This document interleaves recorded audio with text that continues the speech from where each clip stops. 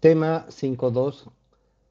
Continuamos con el replanteo, que ya hemos dicho es la parte del proceso de construcción que va paralela al mismo proceso, ligeramente adelantada, porque para cualquier acción de la construcción se requiere primero hacer el replanteo respectivo.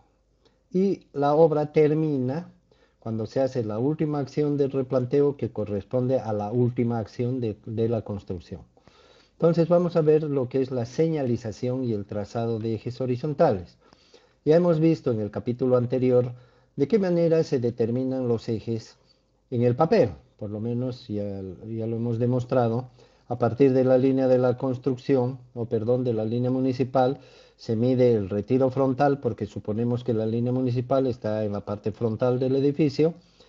Se le aumenta la mitad del espesor del muro, generalmente el primer eje coincide con el primer muro, no siempre tiene que ser así, pero ya hemos dicho que los ejes suelen ser los ejes de los elementos principales de un edificio, y en un edificio, por lo general, los elementos principales son los muros, las paredes, porque son las que dividen no solamente el perímetro del edificio, señalan el perímetro del edificio, sino también señalan el perímetro de las habitaciones, o sea que nos muestran la división de los ambientes que existen en la distribución arquitectónica del espacio físico del edificio. Por eso es que se estila colocar los ejes generalmente coincidentes con los muros, primero en una dirección, luego en otra, ya que generalmente también la dirección de los muros es perpendicular. Obviamente todo esto no es obligatorio. Y por eso ya hemos clasificado los ejes en ejes principales, los que coinciden con los elementos principales, ejes secundarios, los que señalan elementos que siendo similares a los principales, pero no son tan sobresalientes o tan importantes en la construcción, ya que podría ser que no tienen la misma magnitud o la misma dimensión que los principales, o la misma continuidad, podríamos decir, o que solamente se presentan en algunos niveles o pisos del edificio. Entonces ya el que traza estos ejes es el que juzga la importancia de unos y otros, y finalmente no hay mayor relevancia en cuáles podrían ser principales y cuáles podrían ser secundarios. Simplemente es una intención de ordenamiento. Aparte de eso, hay otros ejes que son ejes complementarios, que son los que no coinciden o no suelen coincidir con el trazado ortogonal del sistema de ejes en XY. Entonces, si tienen alguna otra dirección, hay que trazar estos ejes, ponerles cualquier nominación, que ya no tiene que ser ni letras ni números, porque eso es lo que hemos escogido para los principales, y hemos escogido sus derivados con prima o subíndice para los secundarios. Por lo tanto, para los complementarios o derivados escogeremos alfa, beta, gamma, etcétera, o podemos escoger números romanos o alguna otra denominación que nos parezca. Generalmente los ejes derivados o complementarios son pocos, ¿verdad? Porque salen del esquema formal de lo que estamos adoptando, a no ser que sea un edificio muy, muy extraño, donde nos daremos modos para hacer la nominación respectiva. Lo importante es identificar estos ejes, ya que son estos ejes los que vamos a trazar en el terreno en primera instancia, cuando hagamos el replanteo del sistema base de referencia, y en los demás pisos o niveles, tanto arriba como debajo del nivel del terreno, cuando el edificio se vaya desarrollando en ambos sentidos, ¿verdad? Entonces, los ejes son los elementos necesarios a partir de los cuales vamos a ubicar, delimitar y fijar la posición de todos los elementos del edificio en el nivel que corresponda. Entonces, la importancia de los ejes está clarísima, ¿verdad? Y nos ahorra un gran trabajo de tener que delimitar, por ejemplo, la cara interior de un muro, que de repente tiene pintura, de repente tiene revoque fino, de repente tiene revoque grueso, de repente tiene algún tipo de material de mampostería, como es lógico, y cómo vamos a tener que restar el espesor del revoque fino, o restar el espesor del revoque grueso, o sumar según sea el caso, y si el muro no es simétrico tenemos más problema, tenemos que ver a qué lado es que estamos trazando el eje, etcétera. Por eso es que se prefiere, ¿verdad?, trazar simplemente líneas de referencia, que por eso se llaman ejes de referencia, que nos van a guiar para luego, en base a ellos, hacer el trazado correspondiente. Si es un muro, le pondremos el ancho del muro o el semi-ancho, si fuera simétrico, en ambos lados del eje. Si fuera un revoque, lo mismo, aumentando, pero ya tenemos trazado el eje, por lo tanto, la tendencia de cometer errores es muchísimo menor.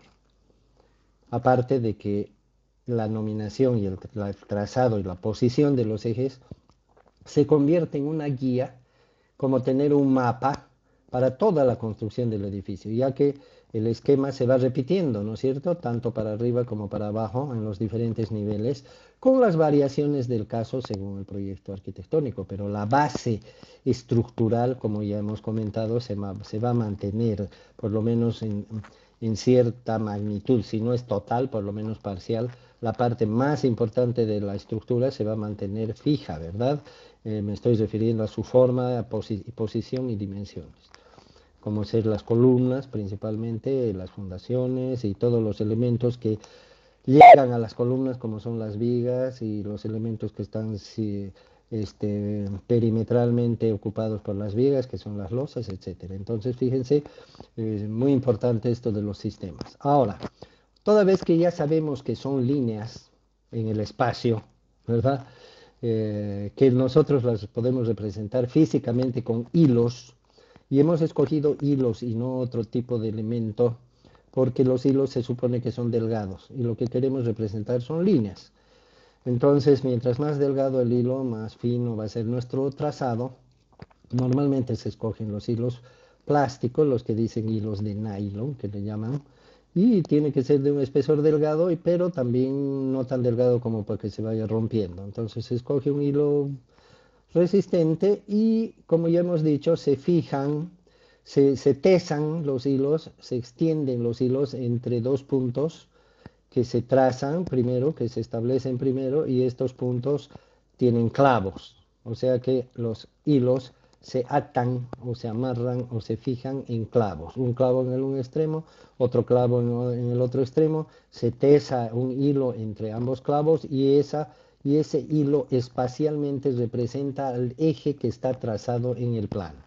Por lo tanto, necesitamos colocar los clavos en los lugares respectivos, de manera que todas las veces que quisiéramos reproducir un eje determinado, lo único que tenemos que hacer es identificar los clavos correspondientes. Ojo, cuidado con errar en los clavos, ¿verdad? Tenemos que elegir, para el eje A, tenemos que elegir el clavo A y el clavo A al frente, ¿no es cierto? Digamos A y A', para que uniendo ambos tengamos un hilo que representa al eje A. Y lo mismo para cualquier otro eje, necesitamos dos clavos en sus extremos. A estos clavos, que son elementos fijos y son elementos materiales que permanecerán en su lugar, le llamamos señales. Pero como bien sabemos, un clavo es muy pequeño y en el ámbito de la construcción puede perderse un clavo, además que un clavo también es un elemento muy común que se usa para todo en una obra, y de manera que podrían haber muchos clavos y podríamos confundir los clavos, un clavo con otro. Por ese motivo, generalmente se acompaña al clavo, se le acompaña por una señal pintada generalmente, ya sea un círculo alrededor del clavo o una cruz, de modo que el clavo esté en el centro, o una X, o de alguna forma una flecha que indique dónde está el clavo. Se lo pinta con una pintura que sea visible y con un tamaño grande, y además se pone el nombre del eje, eje C, eje Z, eje Z sub 1, eje Z sub 2, etcétera, al lado del clavo, de manera que cualquier actor que está en medio de la obra, por decir, con simplemente levantar los ojos pueda visibilizar las señales y de esa manera decirle a su ayudante, por favor, anda a que le señal al eje Z, ¿lo ves el eje Z? Sí, ahí hay un clavo, amarra el un extremo del hilo y el otro al frente, que también debe estar ahí la señal. Entonces, requisito para la señalización: que sea visible, que sea fija, y porque no puede estarse moviendo, no podemos poner el clavo en la carrocería de un camión, que el camión se mueve y se va, y adiós la posición del clavo, y por consiguiente del eje. Tienen que ser lugares que van a permanecer preferentemente hasta el final de la obra. Y por supuesto que tampoco podemos poner clavos en medio del espacio donde vamos a trabajar o señales, ¿no? Siempre tenemos que colocar las señales, se suele colocar en el perímetro externo del edificio. De modo que la construcción va en medio de estas señales, ¿sí? Las señales están afuera del área que se va a construir. Y también hay que comparar la posición de donde se van a poner las señales, estoy hablando de la planta baja, del terreno. Eh, una vez que se fijan las posiciones de las señales, que tienen que ser, repito, fuera del área a construirse, también se tiene que pensar en los demás detalles, como por ejemplo la circulación que tiene que haber de personas, la circulación que tiene que haber de vehículos, de carretillas, la colocación de materiales, el movimiento de equipos, de herramientas, etcétera, de modo que no pasen por encima las señales y las destruyan. Por eso decimos la señal tiene que ser visible, tiene que ser fija y tiene que ser segura, ¿no? De manera que no se destruya, no se mueva, no perjudique, no estorbe. Imagínense que ponemos una señal justo donde tenemos que excavar para hacer una cámara. Todas esas cosas el ingeniero tiene que prever de manera que se ubiquen las señales en los lugares más apropiados, ¿sí? De modo que sea cómodo y que sea permanente y dure mientras dure la construcción, en lo posible. Sabemos también que el sistema base es el sistema de la planta baja que se señaliza en el terreno. Pero cuando ya subimos a la primera planta, segunda y etcétera, tanto para arriba como cuando bajamos, ya no estamos en el escenario de la planta baja y no podemos estar yendo al terreno cuando estamos en el quinto piso para ver dónde está ubicado el eje. Entonces ahí es donde nacen los sistemas auxiliares que ya hemos comentado, que son los sistemas que se copian, ¿no es cierto? O que se proyectan del sistema base hacia los diferentes niveles. Por lo tanto, en cada nivel de construcción vamos a tener un sistema de ejes de referencia. Ya no es necesario que bajemos o subamos a la superficie del terreno a ver dónde está nuestra señal. Sin embargo, en alguna ocasión podríamos tener dudas sobre algún clavo o a la posición de un hilo o algún nivel también, enseguida hablamos del nivel, y en ese caso sí podemos verificar, comparar con la posición del clavo del nivel en la planta baja, en la superficie del terreno, para asegurarnos de que no estamos cometiendo ningún error, porque es muy común que en las tareas del replanteo se puedan cometer pequeños errores. Ustedes saben que son mediciones de distancias, tienen que ser muy precisas, mediciones de ángulos, etcétera, y sabemos bien que el ser humano al realizar una tarea repetidamente, siempre pueden haber ligeras diferencias, no solamente por la repetición de las cosas, sino también porque pueden ser otras personas, ¿no? Una persona mide una cifra, es más cuidadoso, más detallista, más preciso en su medición y otra persona no lo es tanto, o está apurado, o comete algún error, o confunde una señal y marca una posición equivocada de algún elemento. Entonces, cuando existen dudas, siempre en el replanteo no solamente se hace el replanteo para fijar la posición de algún elemento, en este caso los ejes y sus derivados, sino también para verificar, ¿sí? O sea, cuantas veces sea necesario la dimensión, la forma, la posición de cualquier elemento en cualquier parte del edificio, estamos hablando de un espacio tridimensional, cuando se tenga alguna duda o se quiera verificar, porque en la obra el albañil o el obrero hace su trabajo, el capataz le tiene que controlar y supervisar y tiene que verificar si está bien, ahí ya tenemos una revisión, por ejemplo, el maestro le revisa al ayudante, el maestro de primera al de segunda, el capataz a los maestros, el ingeniero a los capataces, el fiscal a los ingenieros, directores de la obra o encargados de la obra y los supervisores a los fiscales. Entonces, hay toda una cadena de procesos de verificación no solamente de la calidad, sino del replanteo. Por eso decimos el replanteo es un proceso continuo, no solamente se hace antes de hacer cualquier acción de construcción, sino también durante y después. ¿Sí? Así que por ese motivo es necesario que las señales, tanto del sistema base como de los sistemas auxiliares, estén bien ubicadas, sean las necesarias, etcétera. Hablando de los niveles, porque solamente hemos hablado de los ejes X y su señalización con hilos, En el caso de los niveles, ya hemos dicho más de una vez, un eje se representa por una línea horizontal, colocada en cualquier parte, por decir en la pared, por decir en la pizarra, si estuviéramos en el aula, por decir en una estaca clavada en el terreno, se mide a cierta altura y se marca ahí una línea horizontal y ese es el nivel X. Si fuera el inicio del replanteo es el nivel 0. Ahora, como el nivel 0 suele ser coincidente con el nivel del piso de la planta baja, para, para, para llegar al nivel del piso de la planta baja tendremos que ponernos de rodillas o agacharnos, ¿verdad? Porque se supone que el piso va a estar abajo o muy cerca del terreno, de la superficie del suelo. Entonces, generalmente es buena práctica en las obras poner el nivel que uno quiere, por ejemplo, 0 a 1 metro más arriba. Entonces, el nivel más 1 es un nivel más cómodo para las personas, ¿verdad? No necesitan agacharse, ponerse de rodillas ni echarse en el piso para ver el nivel 1 y sencillamente para llegar del nivel 1 al nivel 0 se mide 1 metro para abajo.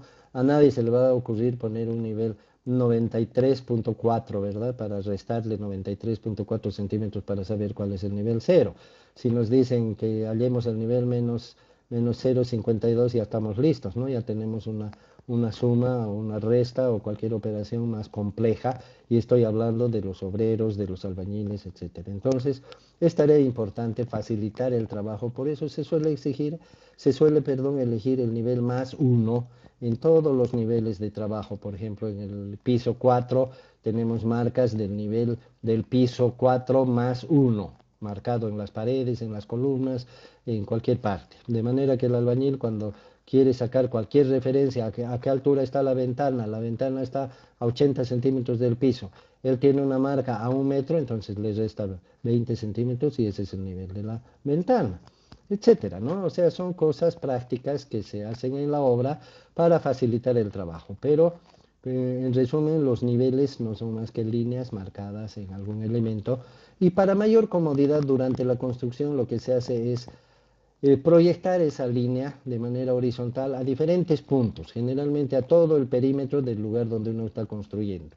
No sé si han visto alguna vez trabajar algún albañil que está, digamos, revocando una habitación o colocando puertas o colocando ventanas. Lo primero que hace es colocar su nivel, ¿no? O trasladarlo de alguna parte si es que no lo tiene en la propia habitación y luego lo proyecta a las 4 paredes en diferentes lugares, pone su señal para no tener que estar a cada rato buscando la línea que había, ¿no? Porque ya como tiene muchas líneas en distintas partes, muy cerca de donde está trabajando va a tener una línea, entonces en cualquier momento verifica sus niveles gracias a esa demarcación de los niveles que tienen en múltiples lugares en todo el perímetro del área de trabajo. Entonces esa sería la demarcación de las señales. En el caso del nivel tenemos una línea, ¿m? Algunos le pueden poner un clavo porque una línea también puede borrarse, si es una línea en el muro y después lo revocamos el muro, desaparece la línea. En cambio, si hay un clavo, bueno, por lo menos lo vamos a tener presente. ¿Se dan cuenta, no? Entonces la señalización tiene por objeto fijar referencias materiales para el replanteo que va a ser permanente durante todo el trabajo que realicemos. Y hemos dicho, las señales tienen que ser claras, tienen que ser visibles, etc. Vamos a comentar algunas formas de hacer la señalización, principalmente para el sistema base. Acá tenemos una de las maneras más comunes y más seguras es utilizar elementos que ya existan en el terreno. Por ejemplo, si tenemos un terreno rodeado de paredes, o sea, la barda, belleza, ¿no? Donde mejor que poner los clavos y poner las líneas y las señales y pintar las letras y todo, que en las paredes de los muros o de las bardas. Obviamente tendremos el compromiso de limpiar después o repintar, pero no hay mejor lugar porque es fijo, visible, seguro, no se va a mover y va a permanecer ahí hasta el final de la obra y mucho después también. Si no tenemos una barda, cosa que ocurre muchas veces, o la barda está muy lejos, porque las señales tampoco pueden ser muy alejadas, tienen que estar a una distancia razonable de donde vamos a hacer el trabajo, mientras más lejos, más errores podemos cometer, Entonces, lo que se suele hacer es poner unos entablados, así como se está mostrando en la figura, que son dos estacas con una tabla y la señal se aprovecha de poner el clavo ahí y la señal en la tabla. Se puede poner una tabla para cada eje o muchas tablas o un entablado casi continuo, pero no es bueno cerrar el área, ¿no? Porque va a ser incómodo para transitar. Entonces se pone los entablados donde haga falta y en esos entablados se coloca la señal. La ventaja del entablado es que es un elemento visible, grande, estable, si es que se lo coloca bien, visible, digo, para que nadie se choque con eso, ni un camión que está entrando, etcétera. Obviamente hay que estudiar bien el lugar donde ponerlos. Y también tiene la ventaja de que es visible en cuanto a la altura de los ojos, ¿verdad? Entonces, si lo hacemos más o menos a 1,20, 1,30 a la tabla, 1,40, 1,50, 1,60, que es la altura de los ojos más común, las alturas de los ojos, entonces cualquier persona va a tener la facilidad de ubicar la posición de los clavos que nos sirvan para reproducir las señales, ¿ok? Otra forma, la menos aconsejable, pero la más común en nuestro medio, como suele ser, ¿no es cierto?, son los famosos caballetes, que son estas figuritas que tenemos acá, dos estacas que se fijan en el terreno con una tablita encima y en esa tablita se ponen clavos que nos señalan los ejes o también se pueden hacer líneas pintadas o se pueden poner ranuras, ya sea con un serrucho, con un formón y esos puntos son los que señalan la posición de los ejes. Si es un clavo, mejor porque vamos a poder amarrar fácilmente el hilo. En las ranuras lo vamos a tener que amarrar también, pero ya es un poquito más complicado. Y si están pintadas, se puede mover el hilo, ¿verdad? Entonces lo mejor un clavo. Pero algunas veces estas tablitas resultan con muchos clavos y al final no se sabe cuál es. Así que cada clavo tiene que tener su letra, su señal para indicar qué es lo que representa. No nos olvidemos que hay eje de cimiento, eje de sobrecimiento, eje de capa aislante, eje de muro, necesitamos para el ancho del muro, si es que es simétrico, si no es simétrico. Así que esto termina lleno de clavitos y al final a veces uno no sabe qué. Pero al principio yo mencionaba que es el peor sistema porque estos elementos son pequeños, ¿no? Generalmente están a 30, 40 centímetros del piso, del suelo, y más de una vez son los culpables de heridas en las canillas de los trabajadores. Generalmente los trabajadores de la construcción tienen cicatrices en las canillas, que es porque se tropiezan con estos elementos. Y muchos de ellos cuando se tropiezan lo mueven y no avisan, ¿no? Porque todos cuando nos pasa algo nos da vergüenza. Y bueno, algunos lo vuelven a clavar y no se fijan de que esté en su posición y nadie más se enteró, así que ya el eje se movió. Entonces son muy vulnerables, no se ven. Si alguien descarga un montón de arena aquí, ya no se ve del otro lado. Si crecen plantas o cualquier cosa que obstruya, dejamos un montón de puntales ahí, ya se desaparece con el riesgo de que los descarguemos encima. Un camión lo puede pisar fácilmente, una carretilla, etcétera. Entonces son muy vulnerables, muy chicos, inestables, inseguros, etcétera, pero sin embargo son los preferidos en nuestro medio por razones obvias, ¿no es cierto? Entonces ya dijimos que la señalización se la realiza pintando letras, cruces, etcétera. Aquí tenemos en este entablado una letrita. Y vamos a mencionar también cómo se suelen pasar, todos creo que nos hemos enterado de esto. Aquí hay un pequeño esquema que nos muestra cómo se traslada un nivel, que el nivel es esta rayita que está en esta estaca, tal como se dijo, el nivel es una línea horizontal, y se la pasa a otro punto. Se necesitan dos personas, una en cada extremo, y se coloca una manguera entre medio con agua. Y obviamente que el nivel de agua es el mismo, por piezometría sabemos que el nivel de agua se mantiene, entonces señalamos el nivel acá y cuando está la otra persona al otro lado le decimos que ponga una señal justo cuando la señal del que dirige está en la línea correcta, entonces le decimos al otro marque o señale y el otro hace una rayita y ese es el nivel que se ha transferido de un punto al otro, ¿verdad? Es la forma más común, más barata, más rudimentaria, digamos, de pasar el nivel, pero si se lo hace con cuidado es bastante confiable. También se puede utilizar obviamente un nivel de ingeniero donde se lo estaciona en un lugar, se dirige la mira hacia la marca o señal que tenemos, hacia la línea y después el nivel puede girar 360 grados y hacer marcas en todo alrededor sin que varíe para nada la altura de la línea, ¿verdad? En cuanto a los sistemas auxiliares, como ya dijimos antes, en la planta baja está el terreno, la tierra, y en la tierra es que clavamos estacas, ponemos el tablado, ponemos los caballetes, ponemos los clavos, ponemos los hilos, etcétera. Pero para los sistemas auxiliares que están en niveles distintos de la planta baja, ya sea por debajo del nivel del terreno, lo cual va a ser una fosa seguramente excavada, o si es por encima, necesitamos un escenario físico para poner las señales, ¿verdad? Si es que vamos a poner caballetes, ¿dónde los fijamos los caballetes? Seguramente en el fondo de la excavación o en algún promontorio de tierra que dejemos justamente para este fin, porque vamos a necesitar trazar los hilos o colocar los hilos para hacer cualquier replanteo en el nivel de la excavación que estemos. Y si luego pasamos a un nivel más bajo, nuevamente vamos a tener que hacer esa transferencia de escenario. Y cada escenario tiene que tener su señalización. Por lo tanto, cuando vamos hacia abajo, la misma excavación es el escenario de los nuevos sistemas de referencia y la señalización de los ejes y de los niveles. Lo mismo que hicimos en el terreno superior, en el terreno principal, en la superficie del terreno, tenemos que hacer en la superficie de los distintos niveles que vamos excavando. Obviamente no va a ser un escenario tan bonito, va a ser un poco más irregular, más desigual, etcétera, más incómodo, pero esa es la forma, la única forma en la que podemos establecer sistemas auxiliares de referencia por debajo del nivel cero. Obviamente que la posición de cada eje se la transfiere hacia abajo con una plomada, ¿no es cierto? La plomada es un elemento que nos permite hacer la proyección vertical de un punto. Entonces, para trazar una línea, proyectamos un punto hacia abajo y otro punto en otro lado que coincida con la línea, obviamente, a partir de la misma línea. Y con esos dos puntos, uniéndolos, esos dos puntos proyectados, uniéndolos, tenemos la proyección de la línea en cuestión.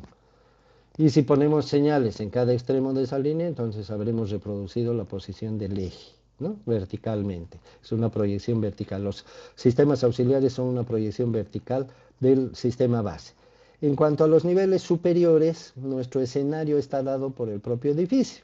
Aquí está la plomada, tenemos una imagen, acá tenemos una señal horizontal, una línea, yo la veo muy gruesa, ¿no es cierto? Si es muy gruesa la línea, tiende a que cometamos un error, ¿no es cierto? Quién sabe ponemos el hilo arriba, o quién sabe ponemos el hilo abajo, y si esto mide 8 milímetros de diferencia, ya tenemos una diferencia de niveles ahí. Entonces siempre es bueno que las líneas sean, las líneas de los niveles sean muy finas, ¿verdad? Cuanto más finas, mejor. Aparte que los seres humanos tenemos errores de lectura. En la plomada lo mismo, ¿no? Tiene que estar perfectamente colocado el eje vertical para proyectar. Aquí estamos proyectando el punto de arriba al punto de abajo y estamos marcándolo en otra superficie, seguramente otro nivel. Entonces es muy importante que la plomada también esté perfecta. Ustedes saben, en el viento, por ejemplo, en el escenario de la obra, que estamos en una estructura de 8 pisos arriba, sin paredes, sin nada, hacer la proyección con la plomada es bastante complicado. El viento y la impaciencia a veces de los operadores. Pero bueno, esos son los medios, también se puede hacer con equipos topográficos o más modernos si se dispone de ellos, pero esa es la idea, ¿no es cierto? Proyectar los ejes verticalmente y los niveles también se proyectan verticalmente a través de la medición. A partir de este punto medimos hacia abajo, si es que hay una excavación, digamos 3 metros y ahí hacemos otra línea, o medimos hacia arriba y hacemos una marca donde corresponda. Acá, por ejemplo, han marcado en los fierros porque era lo único que había, seguramente. Con el tiempo habrá una columna acá y se podrá marcar en la columna, ¿sí? O habrá un muro y se marcará en el muro. Y si no hay nada, se coloca una pieza vertical, aunque sea provisionalmente, aunque sea amarrada con alambre, que nos sirva para colocar el nivel respectivo. Esa sería, en resumen, la forma de ejecutar el replanteo de manera continua. Aquí hay un resumen, dice, se solicita y obtiene la línea y el nivel municipales. En base a la línea municipal se traza el eje X, el primer eje X. En base a este eje X se trazan los demás ejes X. Se denomina, como ya hemos dicho, se repite la misma operación en los ejes perpendiculares, se encuentran los ejes secundarios, aquí no dice los ejes derivados, y luego se procede de la misma manera con el nivel. Se determina el nivel de la cota cero en base al nivel de la alcaldía que nos dan sobre el cordón de acera, y luego a medida que avanza la construcción se van trasladando los niveles tanto para arriba tanto como para abajo. Una vez que tenemos posicionados los ejes en cualquier nivel que sea, y también una vez que tenemos trazadas las intersecciones de estos ejes, son los elementos que nos van a dar las referencias sobre las fundaciones, si es que están abajo, sobre las excavaciones, sobre los cimientos, sobre los muros, sobre las vigas, sobre los sobrecimientos, sobre las vigas de hormigón de la estructura, sobre las losas, etcétera. Los ejes y sus intersecciones, en las intersecciones de los ejes van a estar las columnas, las zapatas y otros elementos. Entonces, en función de estos elementos, a la fijación de estos elementos que son los ejes, se le llama replanteo general. Replanteo general.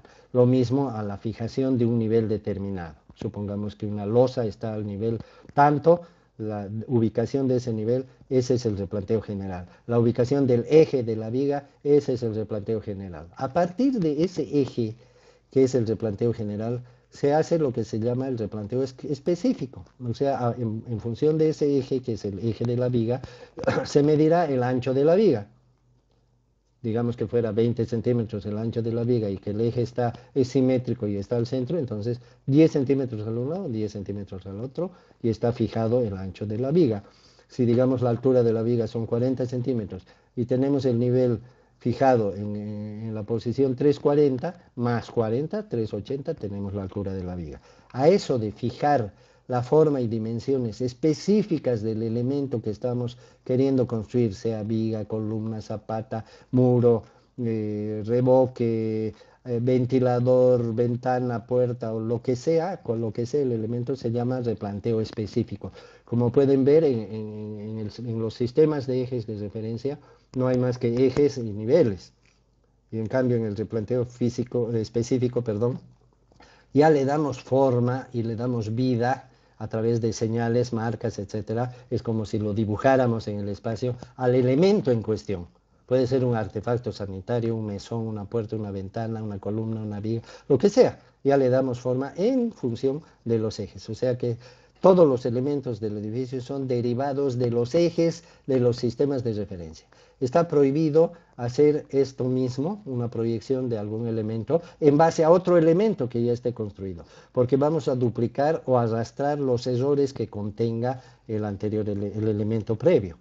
Lo vamos a trasladar sus errores o defectos, si los tuviera, al siguiente elemento. Y si usamos este elemento para otro, vamos a seguir con la cadena. Entonces se recomienda, para reducir la posibilidad de errores, usar siempre los sistemas de referencia que son los hilos y que son los niveles. Acá tenemos un esquema donde vemos los hilos en rojo, que ese es el replanteo general. Con la plomada encontramos los nuevos ejes que están trazados en el terreno o en la losa o donde sea, y estos ejes que están en color café, que son la reproducción de los ejes que están en rojo, constituyen el replanteo general. En base a ese replanteo general, trazamos acá, supongamos que fuera una zapata, trazamos acá exactamente, o una columna, las dimensiones de la columna, sacando los valores del plano, por supuesto, x1 al un lado, x2, y1 y y2 al otro lado, pueden ser iguales, pueden ser desiguales, puede ser simétrico, puede ser no simétrico, y con estas líneas verdes es que hacemos el replanteo específico, que es la forma y la posición y las dimensiones exactas del elemento en cuestión, en este caso una columna, una zapata o cualquier otra cosa, cualquier otro elemento, ¿verdad? Pero y el replanteo general son los ejes, la proyección de los ejes. Aquí hay otra imagen similar a la anterior, ¿no es cierto? Está la plomada, los hilos, le llaman cordeles. y la proyección que está en el terreno, demarcada en el terreno. Aquí vemos una comprobación de perpendicularidad. No estoy muy de acuerdo, ¿sí? No estoy de acuerdo. Los hilos pueden ser muy largos, digamos 4 metros por acá, 6 metros por este otro lado, y estamos haciendo una comprobación con una escuadrita pequeña. ¿Qué precisión puede tener nuestra visión de que este hilo coincide exactamente con la arista de la escuadra y al otro lado igual? En estos casos es mucho mejor, en vez de usar una escuadrita o una escuadrota, que va a ser lo mismo porque en dimensiones de 5 o 6 metros ya no hay escuadrotas de ese tamaño.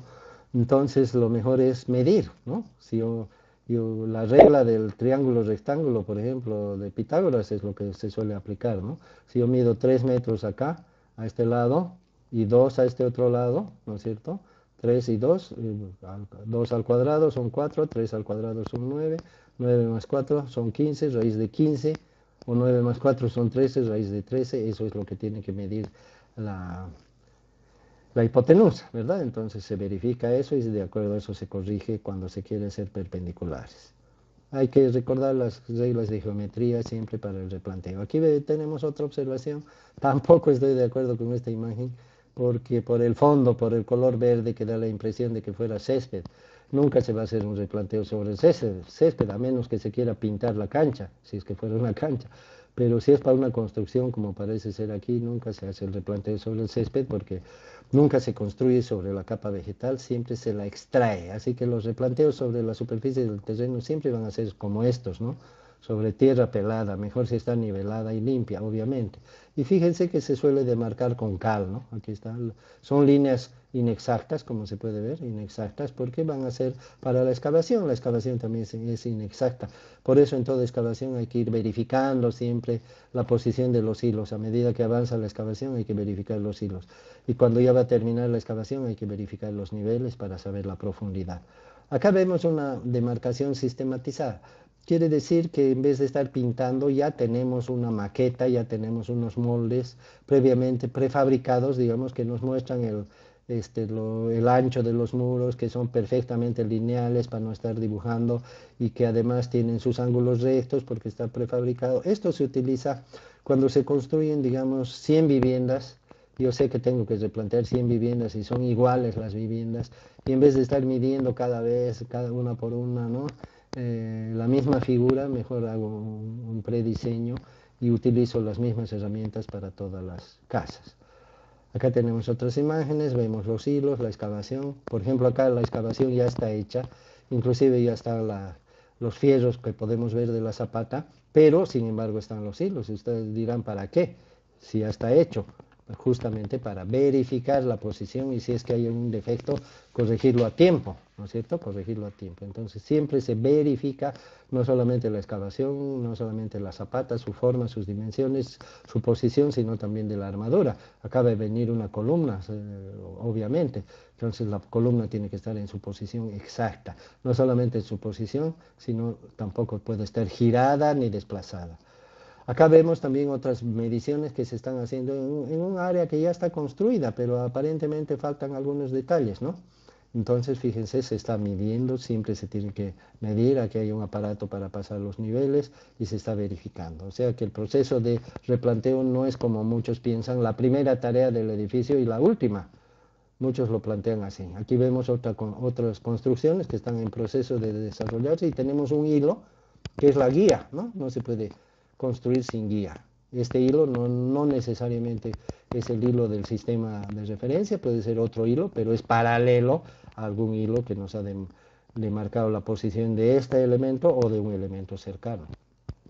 Acá tenemos otro ejemplo de lo mismo, se está construyendo un muro, pero no se construye a ciegas ni a ojímetro, hay un hilo que es exactamente paralelo al eje del centro, no podemos usar el eje del centro porque nos perjudicaría, entonces estamos usando un hilo en una de las caras, en uno de los extremos del ancho del muro, en este caso un muro.